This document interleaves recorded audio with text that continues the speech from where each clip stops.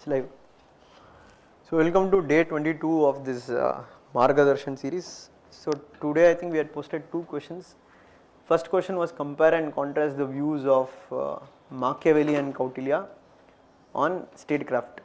So this is asked in UPSC 2015 for 20 marks. So easy question if you have pre-prepared points beforehand. So what you can write as the introduction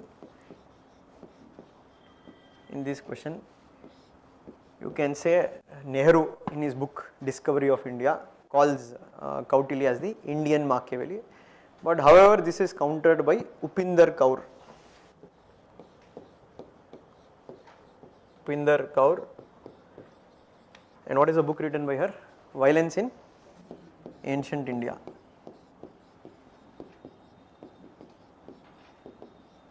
Violence in Ancient India, where she says it should be the other way around, that Machiavelli is the Italian Kautilya.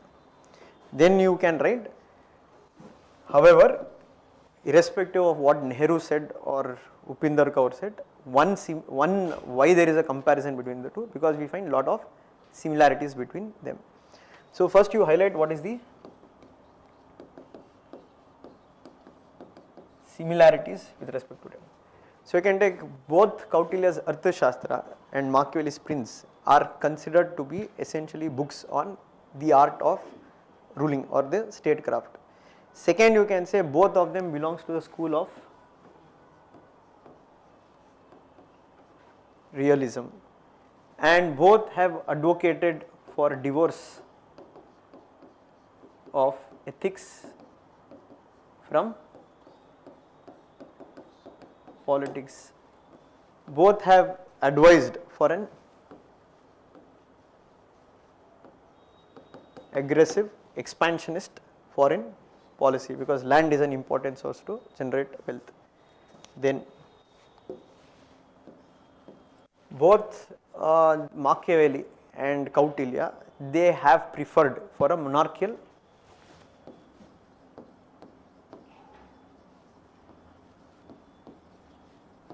system of government, because though even Machiavelli had initial preference towards republican in discourses, but he told monarchy will be more practical. And both have similar view about human nature. They have a pessimistic view of human nature. But you can say, though these similarities are at the surface level, but if we dig deeper, there are certain differences between the two.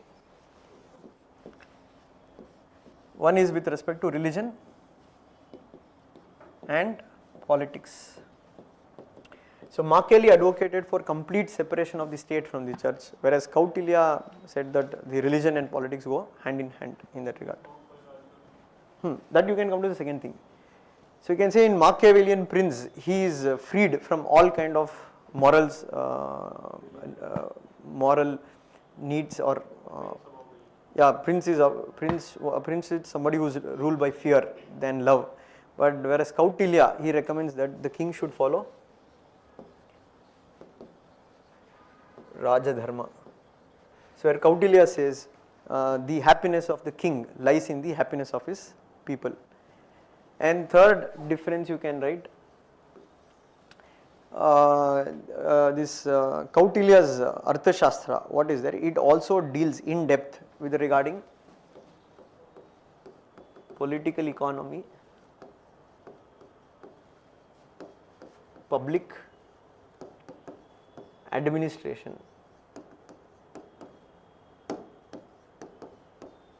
which we can say this level of depth is not found in Machiavelli's Prince. Fourth,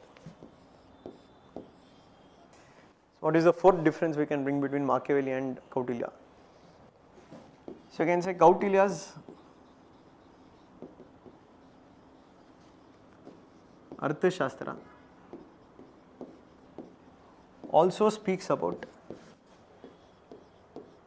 the social stratification, and he recommends that king should preserve the social stratification. But a Machiavellian prince does not prescribe any kind of social stratification at large. Fifth, you can say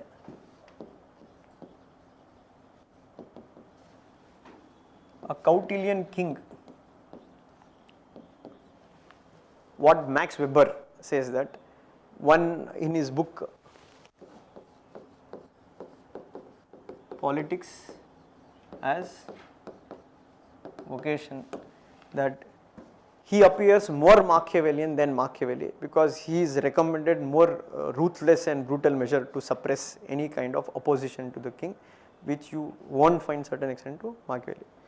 So you can say that, but however both belong to different age time period, and you can say Machiavelli never found his prince in that regard, but Kautilya found his king in the form of Chandragupta Maurya. You can end your answer there. So like after the differences, the concluding part, I wrote that both the thinkers invented discipline of political science with a realist lens and came to be forerunners of realist school of international relations. And then I wrote another line that but Max Weber as politics and Molière had correctly said that Kautilya is more Machiavellian than Machiavelli. No, I think it's fine. Doesn't make a difference. Can be an end, no? When Max Weber You can. So any doubt here? Sir, in introduction, I started with statecraft. You can. It is a central to. That is also better. Telling statecraft is center to study of politics. So these are the two important books which speaks on statecraft. See, answer doesn't mean it should be like this only. You can write your answer in your format, but the structure more or so, and the dimensions what you can bring in your answer. What is the second question? Examine the conditions that are required for maintenance of legitimacy in modern societies. Examine the conditions that are required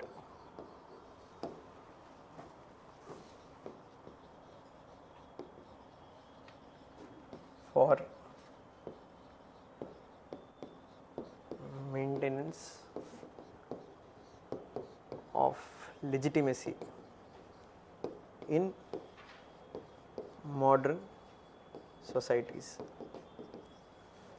So this was asked in 2014 for 15 marks.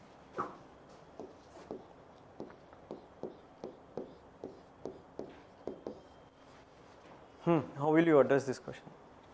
So I defined firstly legitimacy and wrote the equation given by Max Weber. Why are you defining legitimacy by legitimacy? Just define. Max Weber told what is authority. So here the question is about legitimacy. So tell legitimacy is nothing but getting approval from the people about a particular rule. That is called as legitimacy. Then you come to the question saying that the conditions that are required to maintain legitimacy in modern times. So you can say in the past or in ancient period, legitimacy was received on the grounds of religion, divinity, or you can also say based on knowledge what Plato told. But however in modern societies, the tools of legitimation are what? Because in modern societies we are living in more of a liberal, democratic societies. So in liberal democratic societies, what are the tools to gain legitimacy? One you can say elections in that regard. Second one is what? Social welfare. Free speech and expression. System of rights. The system of or extension of rights. Okay.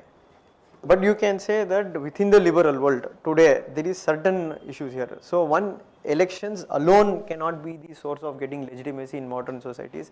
Why? You can say for example as Aristotle had told, extreme rising inequalities in that regard, that leads to a rebellion within that.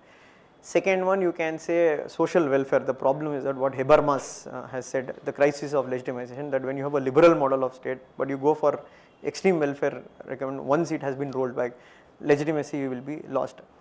And third one, you can say in those societies, especially you can say in the Arab world, etc., or even in countries like China, even now they are using force as one of the way they can try to get legitimacy. So we can say that has failed. So you can give the example of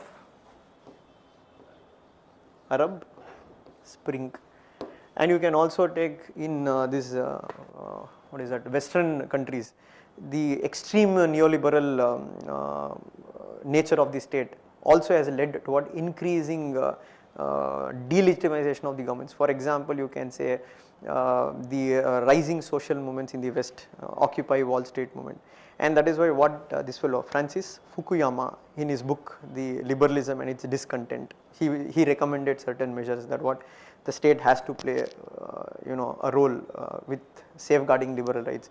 The state will have to bring limited welfare.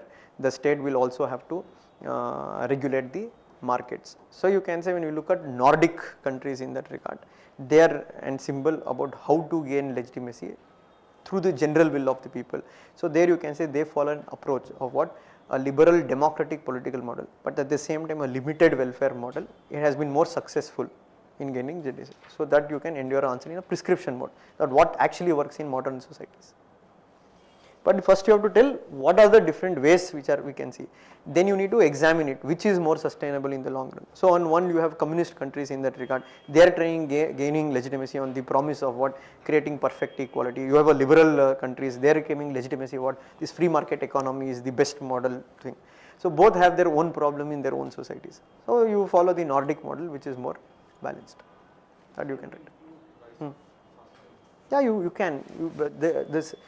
You can say why that is happening, because currently the liberal governments have lost legitimacy. Why? Because the current economic conditions etc. is giving space for fascist group. So legitimacy is not, people are obeying whom. So you can see in the liberal world certain areas like this Hungary etc. there who is gaining more legitimacy is the neo-fascist groups. Why they are gaining legitimacy? Because the government model has failed. The neoliberal model has failed. So obviously now people are being attracted towards what, the neo-fascist group. Now in England you can say the Labour Party came to power. Why? Because again you can say the re-comeback of socialism. So they are asking you to examine the conditions which are required to maintain legitimacy in modern day societies. So here in your answer you tell what is a modern society, what are the features of modern societies. So there you can say, give examples, and there you can tell examine, means okay, elections are there, but can we tell elections is the only tool through which legitimacy can be gained. Okay. For example, you can say in Ukraine people rebelled against the government because they told that election was not free and fair. Second one, you can say in Arab countries legitimacy was gained on ground of religion or the divinity of the rulers or a strong state. That also failed in many Arab countries. Why? Because it did not reflect the general will of the people at large. So then you bring a prescription saying that okay, in modern societies what should be there to gain legitimacy. One, though, yes, liberal society should be there. Second, though, rights of the people have to be expanded. As Aurobindo Ghosh wrote, the law should represent the will of the people at large.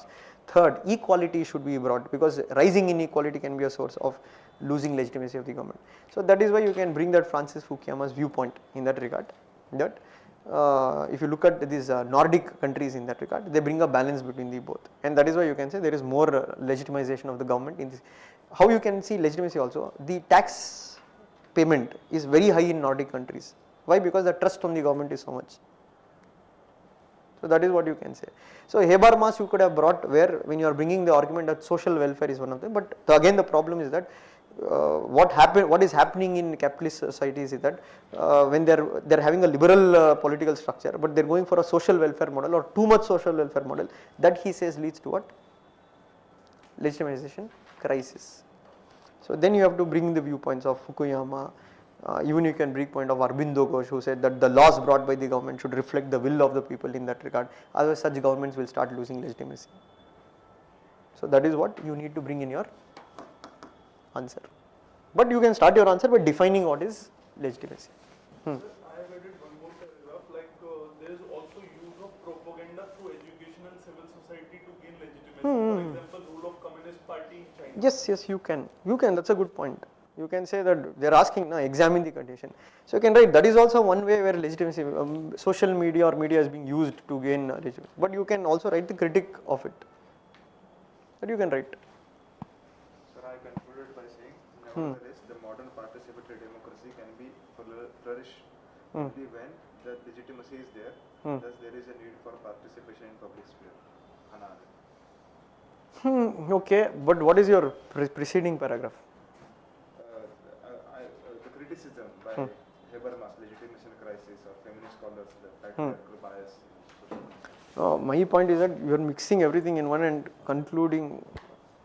So, if your preceding paragraph is saying that for legitimacy, general will of the people should be there, then your conclusion will make sense. But you are including everything in one go. Legitimation crisis of Habermas. Legitimation crisis of Habermas is different from what he is telling about a participatory model of democracy. As a conclusion, as a prescription, I wrote. Yeah, but if that is backing the arguments what you have brought in your previous paragraph. Okay, if you are brought an argument saying that why there is no legitimacy, because of people are not allowed to participate in public affairs, people are not given the rights. So that is why if you feel that legitimacy can be gained by, if that is the case, it's fine. But if you are writing out Habermas crisis of legitimacy, then you are linking this point. There are two different things now. So these were the two questions for today. Again, next two questions will be on Monday, because this is a Monday to Friday initiative. But tomorrow class will be there. Questions is on